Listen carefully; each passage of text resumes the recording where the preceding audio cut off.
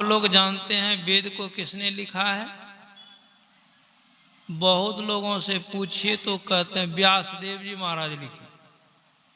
लेकिन व्यासदेव जी महाराज ने वेद लिखा नहीं है, कहीं नहीं आप पाएंगे। उन्होंने वेद का विस्तार किया। पहले वेद एक था और उन्होंने वेद को 4 भाग में बांट दिया। सामवेद, ऋग्वेद, यजुर्वेद और अथर्ववेद। चारों वेद में 1,00,000 मंत्र है, जिसमें से 80,000 कर्मकांडात्मक मंत्र, जिससे कर्मकांड आदि होता है। 16,000 उपासनात्मक मंत्र है, जिसे पूजा पाठ आदि होता है। और 4,000 ज्ञानमयी मंत्र है। उनमें से आप एक मंत्र को अभी सुने हैं कि ओम युंजान प्रथमं मनस्तत्वाय सविताद्यम अग्नेर ज्योतिर्निचाय पृथिव्याध्यावरत। अर्थ भी सुने हैं। वेद भगवान उपदेश करते हैं कि हे मनुष्य, जगत प्रसव करता ईश्वर का तत्व ज्ञान प्राप्त करने के लिए सबसे पहले क्या करना चाहिए? उपास करना चाहिए, मंदिर में जाना चाहिए, तीर्थ में जाना चाहिए। नहीं, ऐसा कुछ नहीं कहा। क्या कहा? बुद्धि योग करना चाहिए। और बुद्धि योग का अर्थ होता है सत्संग। जिस सत्संग में हम आप बैठे हुए हैं, यही सत्संग करना पड़ेगा। क्योंकि इसलिए ऐसा कहा गया कि बहुत लोगों की बुद्धि जहां तहां बिखरी हुई है, इस तरह से मेरा कल्याण हो जाएगा। लेकिन वेद भगवान कहते कोई उपाय नहीं है। जो सत्संग करेगा उन्हीं का कल्याण होगा। क्योंकि कल्याण स्वरूप परमात्मा है और परमात्मा की प्राप्ति सत्संग से होती है। बिना सत्संग से परमात्मा की प्राप्ति नहीं होती है। आप बहुत जगह गए होंगे, तीर्थ में गए होंगे, धाम में गए होंगे, मंदिर में गए होंगे, मस्जिद में गए होंगे। क्या कोई कह सकते हैं हमको परमात्मा के बारे में जानकारी मिल गई? एक का भी हाथ उठेगा? कोई कह सकते हैं? क्योंकि वहां इसकी चर्चा ही नहीं होती है। लोग जाते हैं अपने मुझमन बात करके चले आते हैं। मिठाई चढ़ा दिए, फूल चढ़ा दिए, अगरबत्ती जला दिए, जल ढार दिए, घंटा बजा के घर चल दिए। लेकिन जानकारी नहीं होती है। जहां भी आप सत्संग में गए होंगे या जहां जाएंगे तो वहीं इसका ज्ञान आपको होगा, वहीं होगा। और जब तक ईश्वर का ज्ञान नहीं होगा तब तक आप कल्याण की तरफ बढ़ ही नहीं सकेंगे। यही रानीपुर लघड़िया है, और जगह की बात छोड़ दीजिए। इस गांव में अजीला अधिवेशन हो रहा, कितने लोग सत्संगी है सो बताइए। अभी यदि लघड़िया के नर नारी सब पंडाल में आके बैठ जाते तो पंडाल खचाखच भर जाता। लेकिन 2-4 गांव अगल बगल के लोग आए हैं, फिर भी अभी पंडाल खाली है। इसका मतलब वो नहीं जानता है। इस सत्संग के मर्म कोई लोग नहीं जानते। इन्हीं लोगों को जलाने के लिए, जगाने के लिए, बताने के लिए ये बृहत कार्यक्रम है। सबों से निवेदन होगा का करके जानिए। आप कहेंगे बाबा हमारे गांव में सत्संग हो रहा है, हर जगह हॉर्न लगा हुआ है, माइक की व्यवस्था है, तो क्या जरूरत है? यहीं से बैठे बैठे काम नहीं हो जाएगा?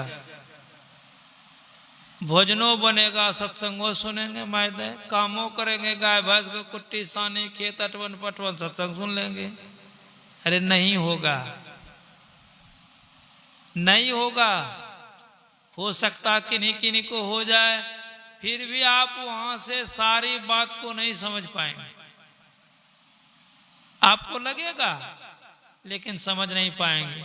और यहां बैठ करके आप सुनेंगे, आपके दिमाग में सारी बात अट जाएगी, सारी बात घुस जाएगी।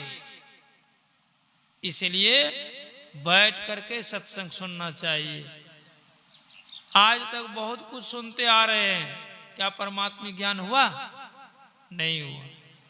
परमात्मा ज्ञान केवल सत्संग से होता है, व्यावहारिक ज्ञान भी होता है। जीवन में जितने व्यावहारिक बातें हैं वो सत्संग से होता है, और इनकी विशेषता है कि परमार्थिक ज्ञान होता है, परमात्मा ज्ञान होता है। वो परमात्मा कैसा है, इस संत लोग बतलाते। या तो परमात्मा के बारे में आज तक किसी ने कुछ नहीं कह पाया है, कितनों चतुराई किया है उसको प्राप्त नहीं हुआ। इसलिए कबीर साहब स्पष्ट कह दिए, कोई चतुर तो बड़ा चतुर है, कितनों चतुराई करेंगे तो संसार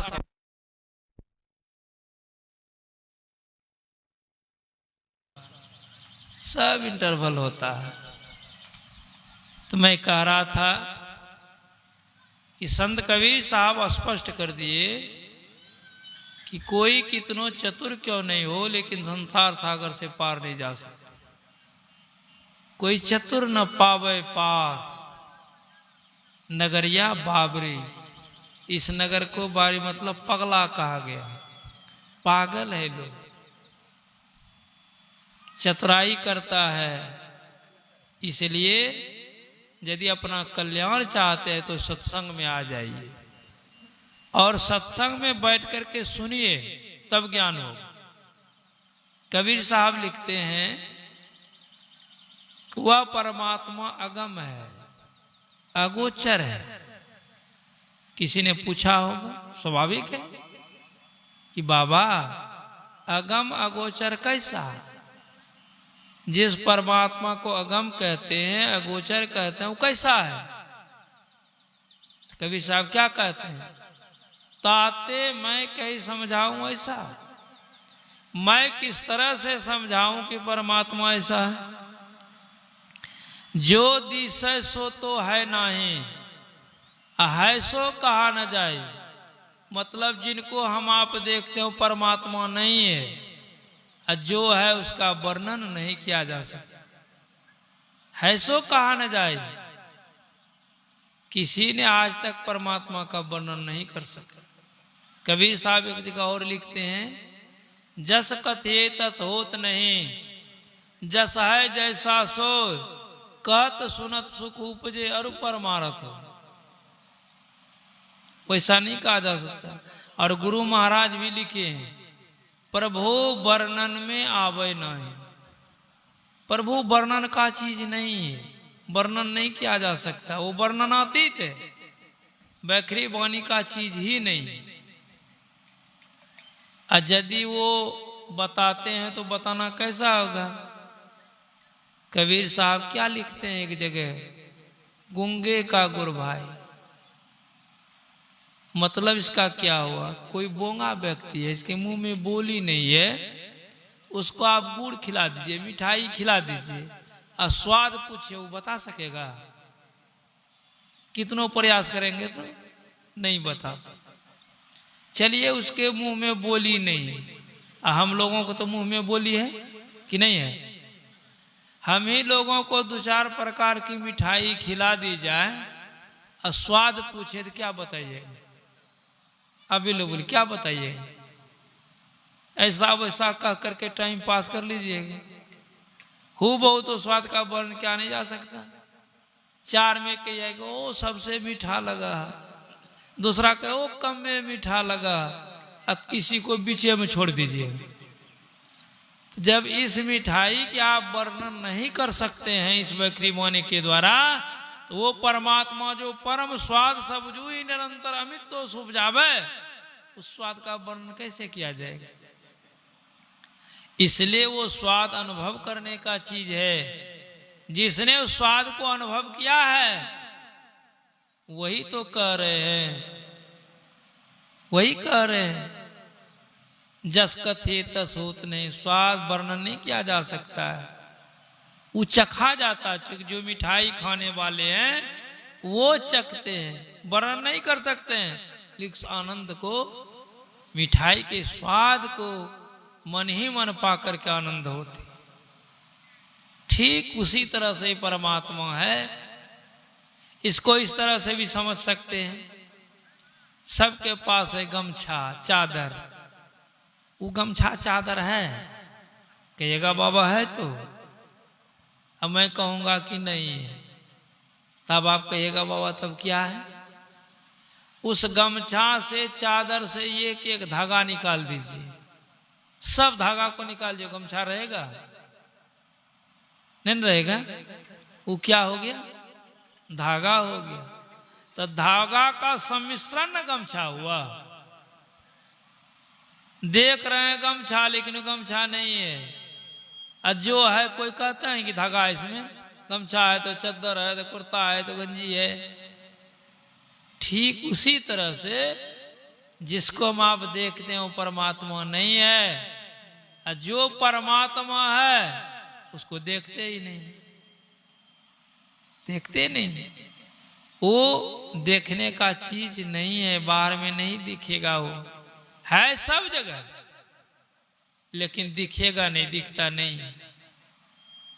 जर्रे जर्रे में झांकी भगवान की, जरा किसको कहते हैं, इतना सा भी जगह उसे खाली नहीं।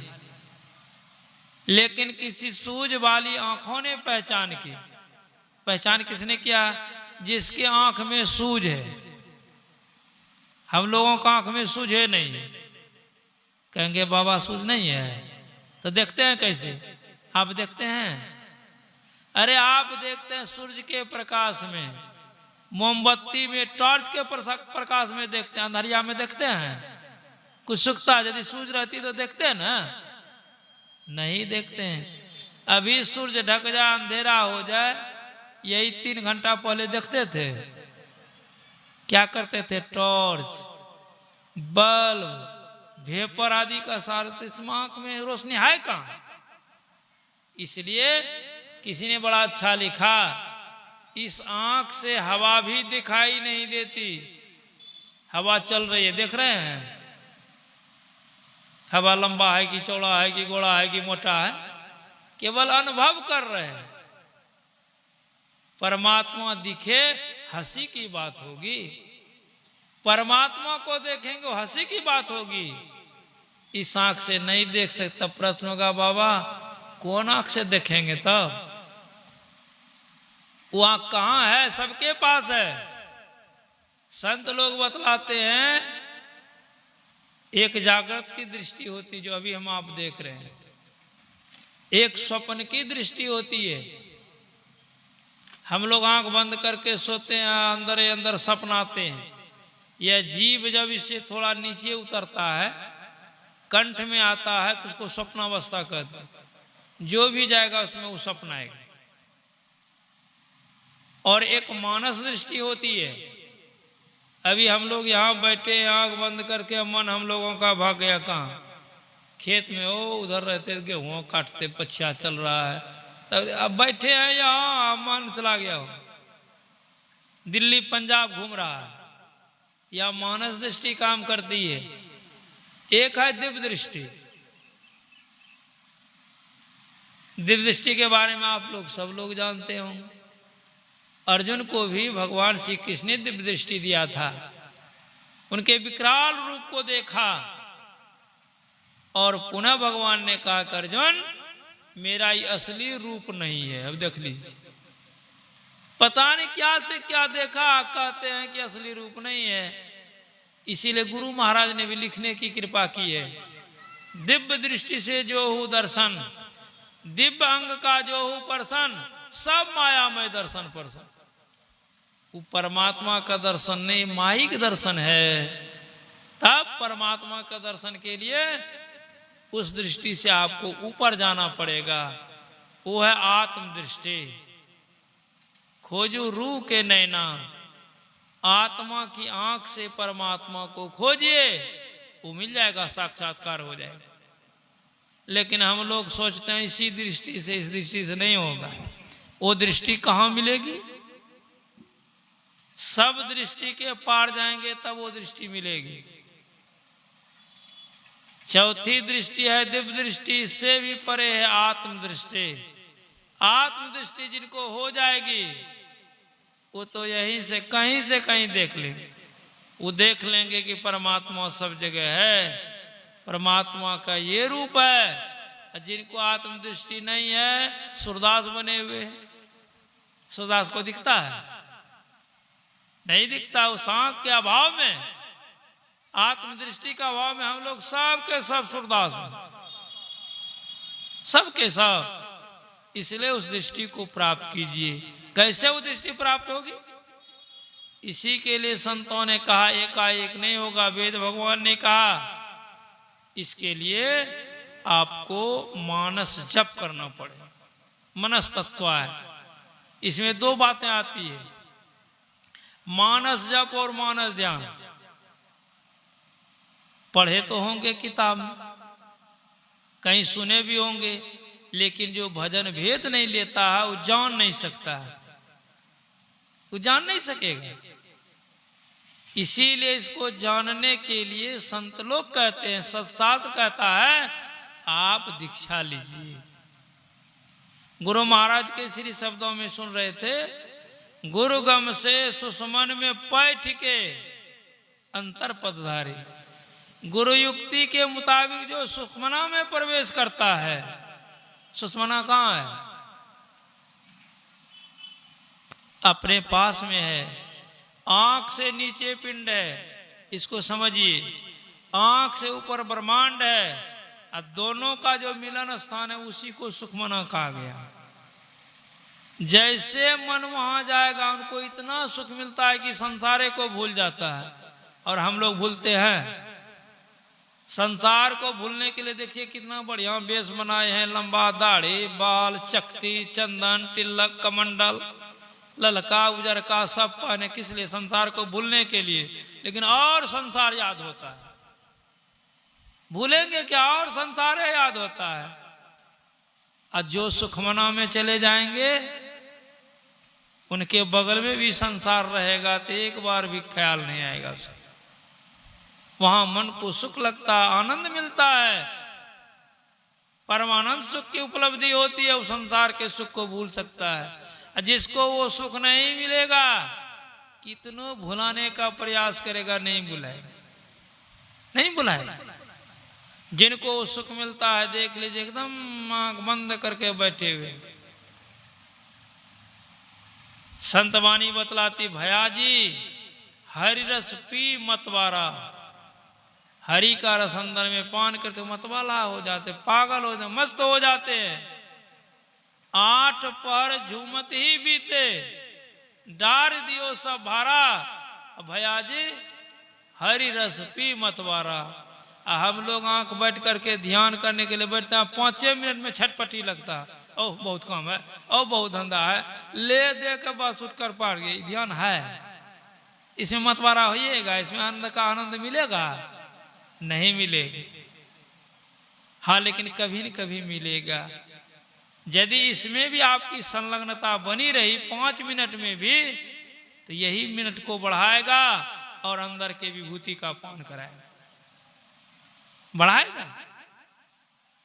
अभ्यास करते करत करत अभ्यास ते जड़मति हो सुजान, रसरी आवत जाते सिल पर पड़त निशान। कठिन काम है, लेकिन आप करते रहेंगे, करते करते करते करते एक दिन आपके लिए सरल हो जाएगा। इसे उदाहरण दिया कबीर साहब ने, कुआं पर देखे होंगे, बड़ा गड्ढा होता है। पहले हमको भी समझ नहीं आता वो गड्ढा किस चीज का है। अरे कोमल रस्सी जो बराबर जाती है अंदर में, महाराज आ रहे हैं।